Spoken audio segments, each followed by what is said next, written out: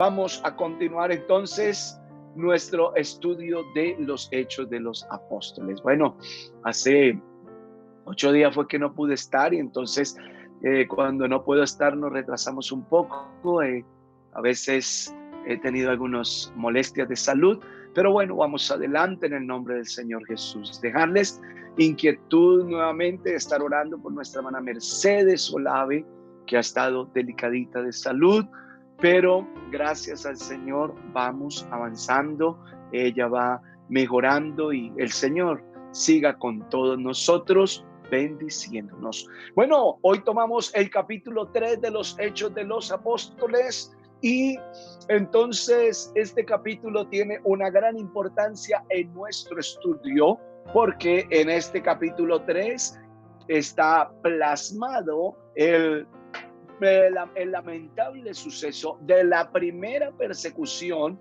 sobre la iglesia. A ver, todo donde empieza, cuando leemos la Biblia, hemos de entender dónde es que las cosas se dan.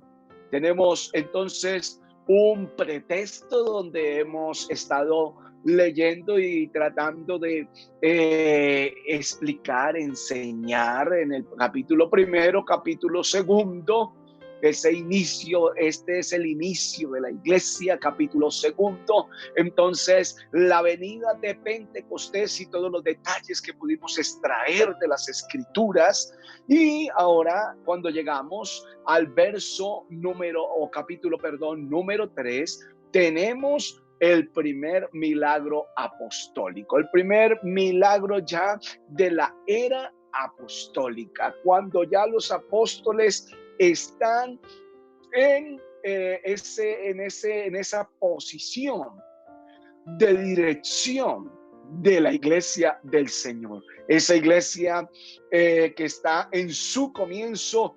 Y dice la palabra, entonces aquí hay dos de los apóstoles, Pedro y Juan. Hay que tener en cuenta quiénes son los que están allí en el escenario, porque los hechos que vamos a encontrar en este capítulo 3, siempre hemos de tener en cuenta y entender quiénes son o de quiénes es que está hablando allí. Dice entonces que Pedro y Juan subían juntos al templo a la hora novena, la de la oración.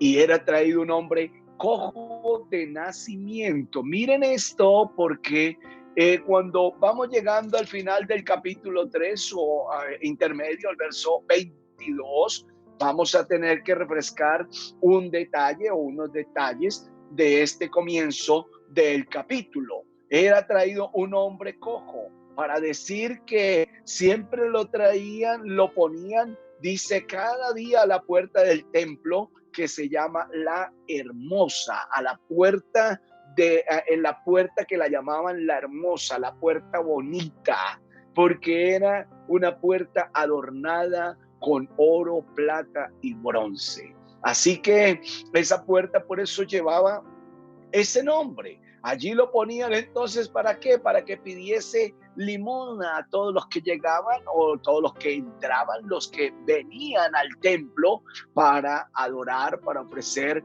el culto al Señor.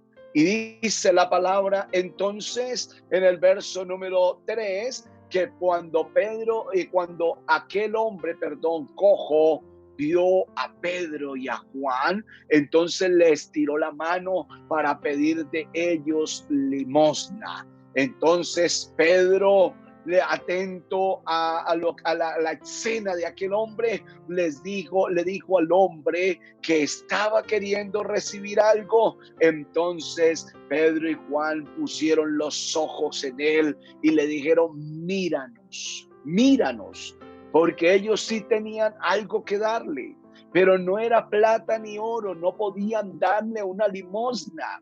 Y esto nos dice entonces que los apóstoles, cuando dijeron no tenemos nada que darte, es que no tenían nada de lo económico, de lo físico que aquel hombre esperaba, pero lo que ese hombre no esperaba, eso sí fue lo que recibió.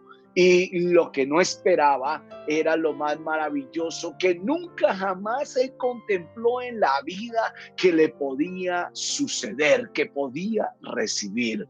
Cuando yo miro esa escena de este hombre, este cojo que fue sanado, entonces también pienso en nosotros, que nosotros un día Jesucristo se nos puso en el camino, un día un mensajero del Señor se puso en nuestro camino y nosotros no esperábamos recibir algo tan grande, tan maravilloso como es la salvación de nuestra alma, el perdón de nuestros pecados, la comunión con Jesucristo. Íbamos tal vez por otras cosas. Hay mucha gente que ha llegado a la iglesia por otras razones, quieren una sanidad. Algunos llegan y piden una ayuda económica, y yo suelo decirle a quienes llegan al templo a pedir una ayuda económica, con gusto, siéntese, escuche la palabra de Dios, vamos a hacer el culto al Señor y después del culto hablamos. Y muchos de ellos pues no se han quedado, se van, pero los que se han quedado han recibido más que una ayuda económica, han recibido la palabra de salvación, han recibido a Jesucristo como su único y suficiente Salvador. Verdaderamente que este hombre no pensó ese día, y es más, es que no tenía ninguna esperanza. Dice la Biblia que es que él era cojo de nacimiento. Ese detalle es demasiadamente importante, aleluya, porque más adelante el capítulo lo va a recalcar. Entonces, cuando tomamos el verso 6, que el apóstol Pedro le dice a aquel hombre: no tengo plata ni oro, pero de lo que tengo te doy. En el nombre de Jesús, de Jesucristo de Nazaret, levántate y anda.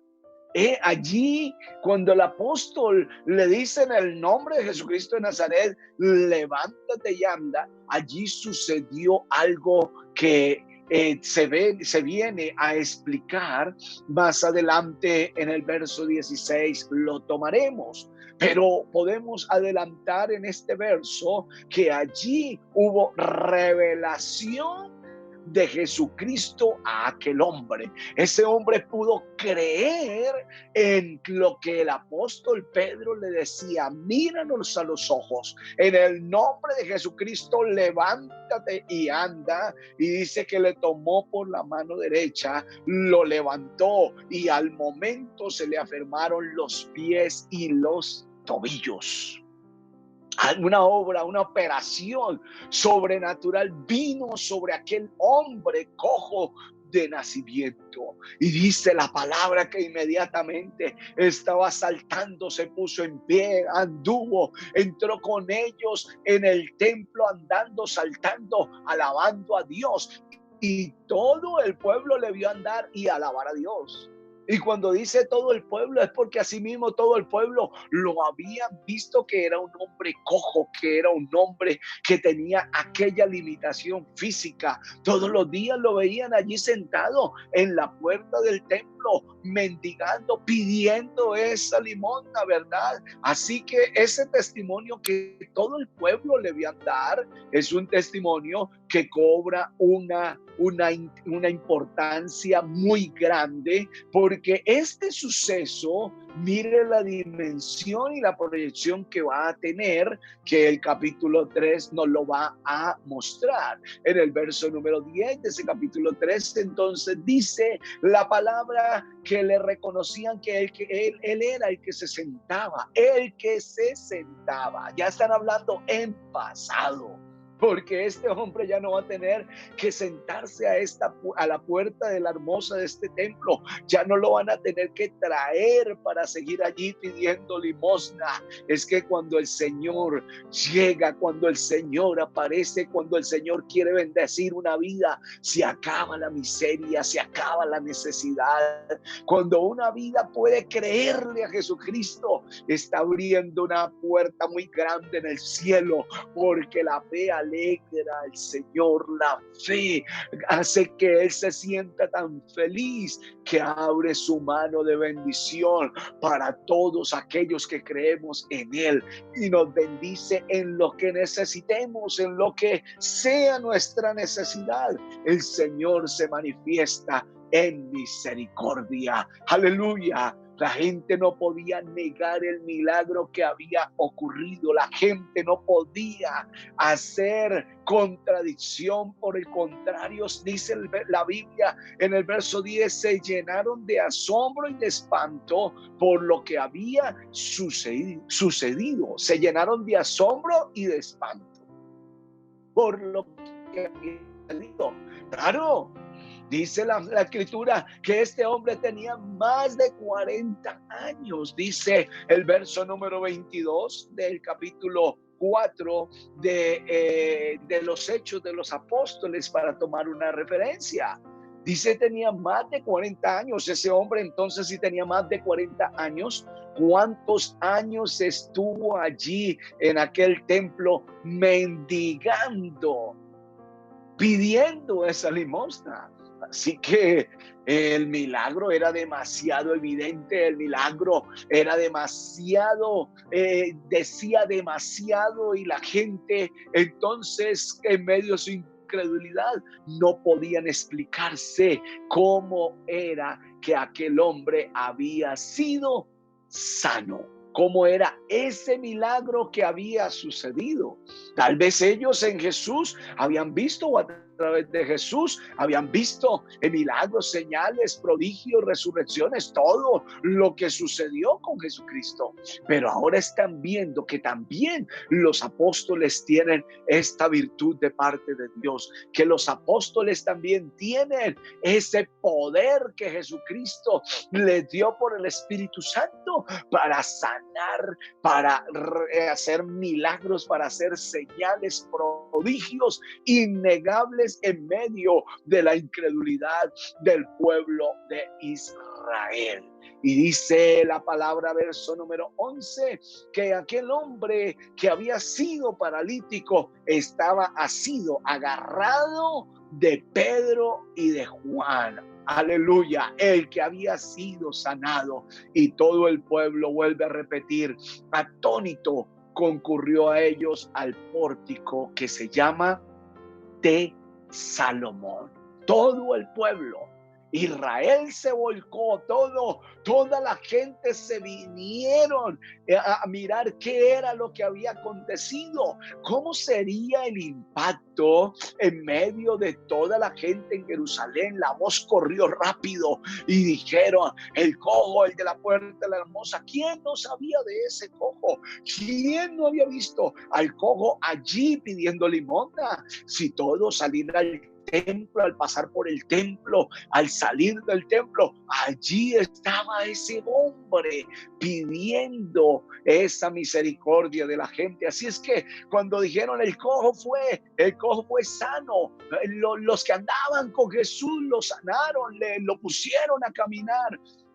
La gente definitivamente vino a ver si eso era verdad, y así es. Eso era verdad. Pero me impacta el verso número 12, lo que el apóstol Pedro entonces levanta la voz y dice al pueblo: varones israelitas, ¿por qué os maravilláis de esto? ¿O por qué ponéis los ojos en nosotros como si por nuestro poder o piedad hubiésemos hecho andar a este? Dos cosas. Una, ¿por qué os maravilláis de esto?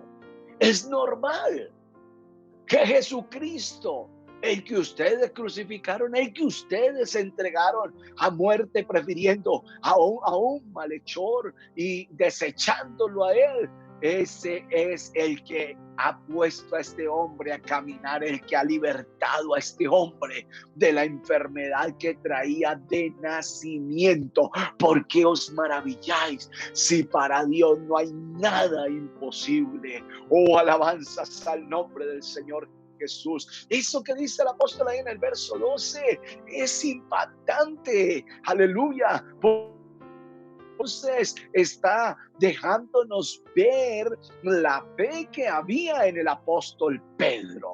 Aleluya. Y esto nos da a nosotros un ejemplo de la fe que debe haber en nosotros frente a cualquier circunstancia que puede el hombre decir no hay nada que hacer, imposible, hasta aquí llegamos. Pero cuando el hombre dice imposible, el Señor Jesucristo dice, aquí estoy yo para hacer lo imposible. Gloria al nombre que es sobre todo nombre. Y lo segundo, está diciendo el apóstol Pedro, y yo meditaba también al leer estos textos, meditaba en estas palabras del apóstol Pedro, porque ustedes ponen la mirada en nosotros como si nosotros hubiéramos sido en sí los que hubiéramos hecho esta sanidad, este milagro, los que hubiésemos hecho andar a este hombre, para decir el apóstol, no somos nosotros, aunque el Señor Jesucristo, por el poder, por la virtud del Espíritu Santo que es en cada uno de nosotros, Él obra ese milagro, esa sanidad, esa restauración en aquel hombre, aunque por el poder del Espíritu Santo fue que se obró aquel milagro, que ese cojo volviese sus pies, sus tobillos a la normalidad, aunque fue por mano del apóstol Pedro. No era Pedro, sino que era el Señor Jesucristo a través de Pedro. No nos somos nosotros, no a nosotros, no a nosotros, oh Señor, no a nosotros, sino a tu nombre sea dada la honra, la gloria y el reconocimiento del poder. Aleluya, porque el Espíritu Santo trae virtud, trae autoridad, trae dones a la vida de cada uno de nosotros como hijos de Dios. Eso era lo que ha pasado con el apóstol Pedro, con el apóstol Juan, aquí en esta escena de esta primera sanidad, de este primer milagro apostólico. Se está comprobando que ahora el Espíritu Santo está en ellos y ellos tienen don que ha venido por el Espíritu Santo, por lo cual están obrando y operando en el nombre del Señor Jesucristo. Y entonces ellos hablan del nombre, hablan de ese Jesucristo que ellos habían crucificado y dicen, este Jesucristo es el Dios de Abraham, de Isaac y de Jacob. Oh, gloria al nombre del Señor Jesús. Este Jesucristo es el Dios de vuestros padres. Y para ellos sí que era difícil creerlo, porque ya el Señor lo había dicho, que él se conocía con Abraham, con Isaac y con Jacob. Pero ellos le dijeron, ni tan siquiera tienes 50 años. ¿Cómo que conociste a Abraham, a Isaac y a Jacob? Porque ellos no entendían que ese que estaba allí manifestado en carne, Jesucristo el Señor, aleluya, no solamente era porque ahorita había aparecido. Él no empezó su existencia cuando apareció en el mundo. Empezó su manifestación en carne cuando apareció entre las gentes allí, entre los hebreos, entre los israelitas y todos los que le pudieron ver allí también hasta la región de Judea y aún Samaria. Gloria al nombre del Señor Jesús. Así es que el apóstol empieza por decirles, este que ustedes desecharon, ese que ustedes un día crucificaron, ese que ustedes un día escupieron sobre de él, ese que un día ustedes aleluya, ese que un día ustedes lo llevaron hasta la cruz y lo injuriaron y le dijeron todo lo que quisieron decirle e incitaron al ejército romano para que lo fuese crucificado. Ese era el mismo que estuvo con Abraham, con Isaac y con Jacob. Lógico, ellos no lo podían entender porque no creyeron en él. Pero este muchacho, este hombre que había sido sanado, él sí estaba entendiendo de quién hablaban los apóstoles. El apóstol Pedro entonces aprovecha para ponerles en claro unas cosas muy importantes. Y dice, entregasteis y negasteis delante de Poncio Pilato a Jesucristo. ¿Qué más? Negasteis al santo y al justo. Pero algo tremendo, como dice el verso número 15, matasteis al autor de la vida. ¡Qué tremendo! Matasteis al autor de la vida. Miren ustedes que en el capítulo 2, allí en ese primer sermón del apóstol Pedro, frente a aquellos prosélitos que abrieron su corazón para creer en Jesucristo y su evangelio, Pedro aprovecha para recalcarles del error cometido, para que ellos se arrepientan. Y aquí también entonces el apóstol está aprovechando para decirles, fue un error del que ustedes se tienen que arrepentir. Y esto nos deja a nosotros una lección.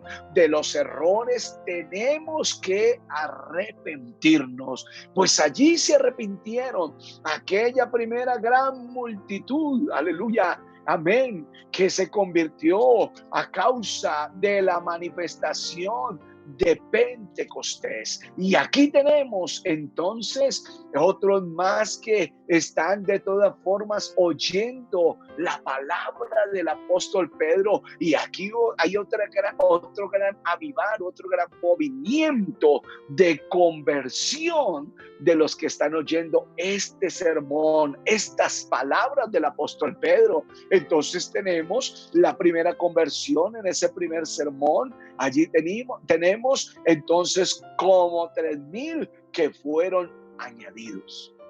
Desde este momento que empieza esas palabras del apóstol Pedro y ese redarguir de las conciencias de ellos por el sermón del apóstol, entonces vamos a ver en el capítulo 4 en su introducción que el resultado son como 5,000 más que son añadidos. ¿Por qué? Porque se les está transmitiendo el testimonio de Jesucristo. Aquí hay algo más para que nosotros recordemos en nuestro aprendizaje.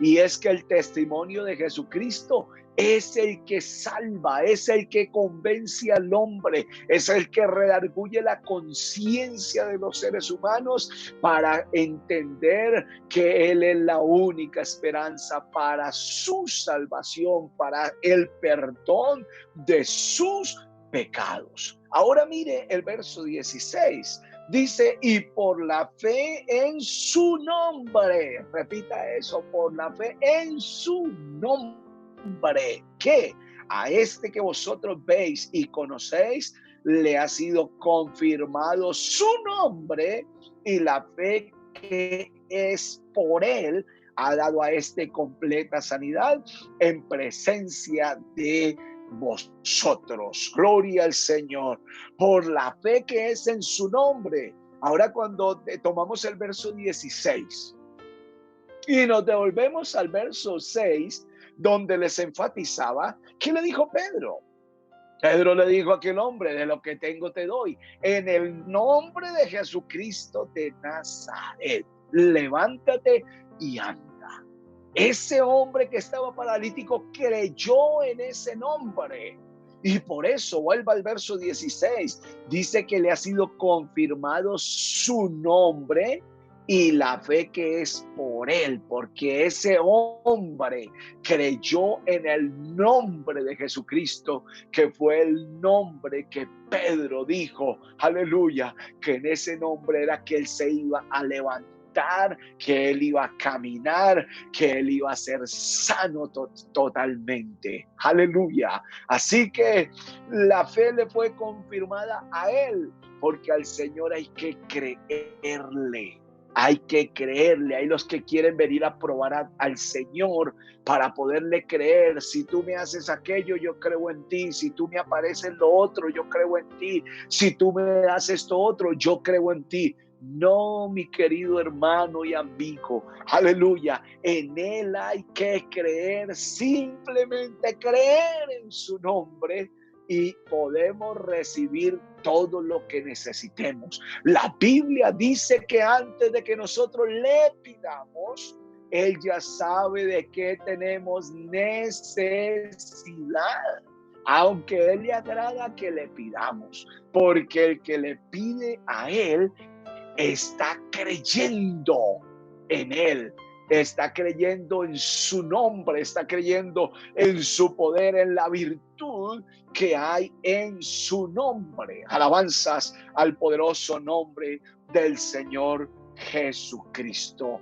Aleluya. El apóstol Pablo de todas formas está reanimando o está dando ánimo a los que están siendo redarguidos por la palabra, por el sermón que les está predicando, los que están siendo redarguidos porque entregaron a Jesús, porque prefirieron a un malhechor que a Jesucristo, porque incitaron al ejército romano, porque incitaron a Pilato para que crucificase al maestro. Ellos entonces seguramente estaban decaídos sus rostros y sintió Pedro, aleluya, la culpabilidad que había en ellos a causa de lo que había acontecido, habían ellos propiciado. Pero dice en el verso número 17, mas ahora, hermanos, sé que por ignorancia lo habéis hecho,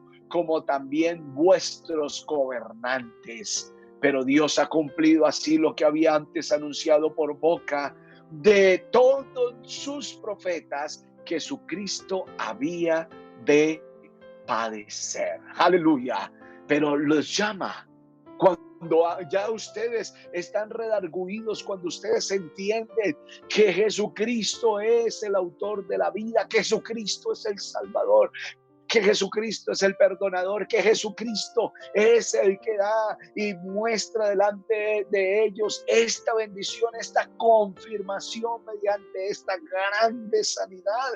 Entonces, aleluya, dice el apóstol, así que arrepentíos y convertíos.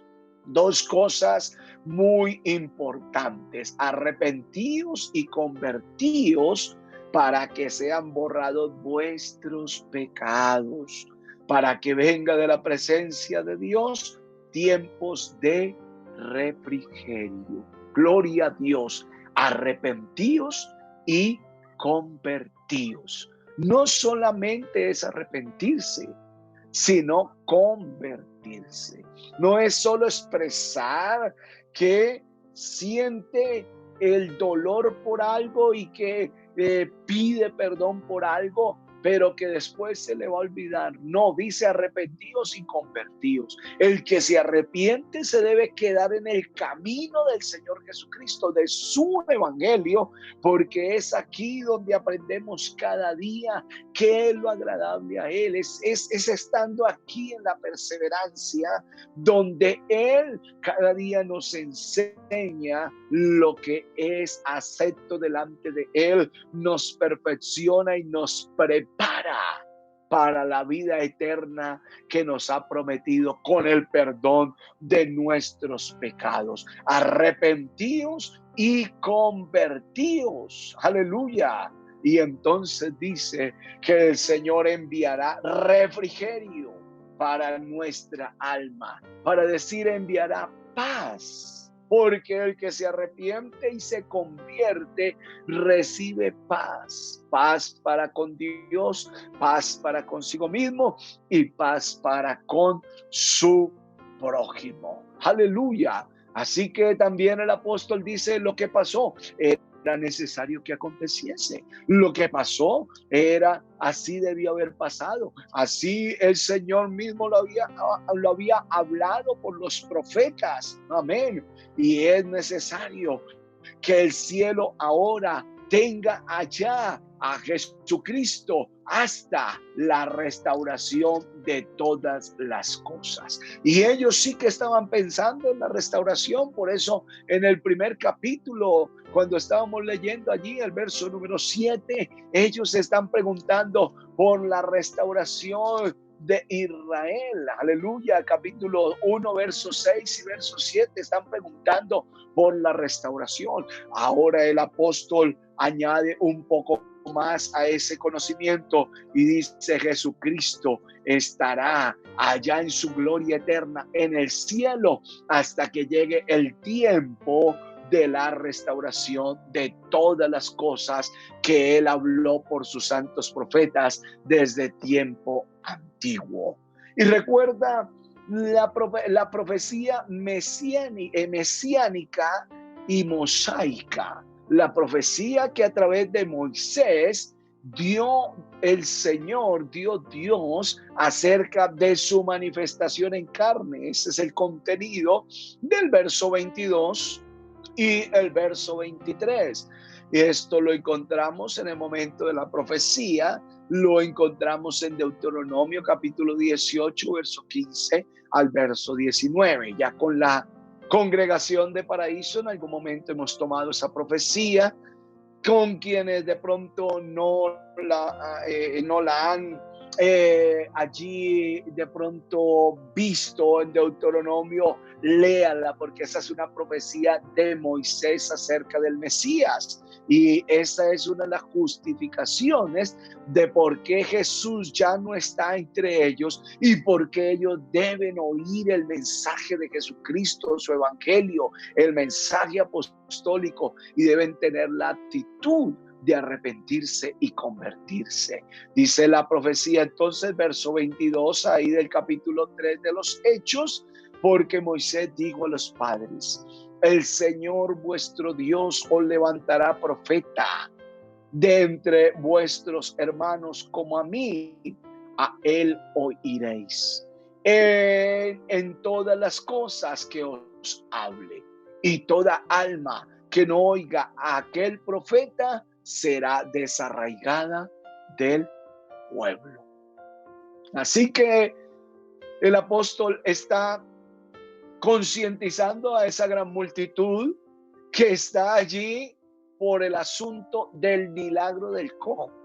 Pero ese asunto del milagro, ese milagro fue la manera como Dios atrajo a aquella gran multitud que decíamos que allí se convierten como unos 5,000. Fue la manera como Él atrajo a esa multitud para que ellos entendiesen y recibiesen la revelación del nombre como la recibió aquel hombre que estaba enfermo desde su nacimiento. Y ahora alude en el verso número 24 del capítulo 3, alude algo más de los profetas. Y todos los profetas desde Samuel en adelante, cuantos han hablado, también han anunciado estos días. ¿Cuáles días? Los días que ellos allí estaban siendo testigos, que la gente estaba creyendo en Jesucristo y por la fe en Jesucristo venían arrepentidos para ser salvos, para ser perdonados de sus pecados, que por la fe en Jesucristo estaban ocurriendo la sanidad de los milagros que ellos entonces estaban viendo. Las personas y las familias estaban experimentando el gozo de un bien, de algo que ya no esperaban, pero que Jesucristo es el Todopoderoso, aleluya, y Él puede hacer lo que para el hombre es imposible. Gloria a Dios, aleluya. Verso 25: vosotros sois los hijos de los profetas y del pacto que Dios hizo con nuestros padres, diciendo a Abraham: en tu simiente serán benditas todas las familias de la tierra. Eso es lo que es el contenido del capítulo 12 del Génesis, cuando el Señor hizo el llamamiento a Abraham para que creyese en él y para que fuese el padre de la fe, el que iba entonces a extender el creer en este gran Dios y Salvador Jesucristo. Hasta el día de hoy, la iglesia de su nombre, la iglesia que tenemos la revelación del nombre de Jesucristo, seguimos creyendo como creyó Abraham. Aleluya. Verso 26. A vosotros primeramente Dios, habiendo levantado a su Hijo, lo envió para que os bendijese y a fin de que cada uno se convierta de su maldad. Ese es el propósito del Evangelio. Ese es el propósito de la revelación de Jesucristo. Aleluya. Que las gentes que crean en Él tengamos la bendición. Las personas que creamos en Él seamos bendecidos en su nombre. Para tener la bendición hay que creer en su nombre, porque el que bendice es aquel que tiene el nombre que es sobre todo nombre. Aleluya. Él nos bendice en primera medida. ¿Cómo? ¿Con qué? Con la conversión de nuestra alma. Mediante su revelación, la revelación de tu nombre, la palabra predicada que nos ha amonestado, que nos ha enseñado, que nos ha guiado, que nos ha direccionado, que nos ha sacado de la ignorancia en que Satanás nos tenía cerca de nuestra alma.